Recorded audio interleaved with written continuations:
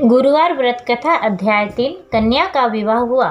बबीता वैसे तो बहुत ही गुणवान थी, परंतु श्यामवर्ण होने के साथ उसके माता पिता की आर्थिक स्थिति भी साधारण थी। बड़ा दहेज दे सकने की उनकी स्थिति भी नहीं थी। बबीता की उम्र विवाह योग्य हो गई थी, पर उसकी शादी नहीं हो पा रही थी। धीरे धीरे उसके माता पिता की चिंता भी बढ़ने लगी। बबीता खाना पकाने, सिलाई कढ़ाई और सभी कार्यों में कुशल थी। उसने बीए अंग्रेजी से भी किया हुआ था। स्वभाव से वह बहुत ही हंसमुख एवं अच्छे व्यवहार करने वाली थी। फिर भी उसे कोई योग्य वर नहीं मिल पा रहा था। एक दिन बबीता अपने पड़ोस में अपनी एक सहेली के यहाँ गई। वह एक पुस्तक पढ़ रही थी। बबीता ने पूछा, तुम यह क्या पढ़ रही हो? सहेली ने बताया, यह श्री साईं बाबा व्रत की पुस्तक है। हमारी मामी के यहाँ आज ही इस व्रत का उद्यापन था, जहाँ सभी को यह एक एक किताब बांटी गई थी। जब बबीता ने किताब उससे ली और कुछ ही पृष्ठ पढ़े थे, तो साईं बाबा की कृपा से उसके मन भी यह व्रत करने की इच्छा जागृत हो गई। वह पुस्तक सहेली से लेकर घर आ गई।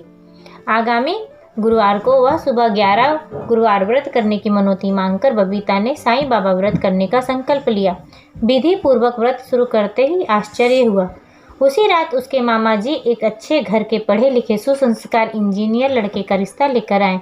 बबीता की मामी लड़के की माँ की बचपन की सहेली थी, इसलिए लड़के से भी सीधी बात कर ली गई।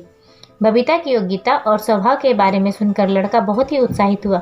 उसे बबीता जैसी ही पत्नी की तलाश थी। बबीता के घर यह सब जानकर बहुत खुश हुए। एक ही माह में बिना दहेज के सादे समारोह में बबीता का विवाह संपन्न हो गया।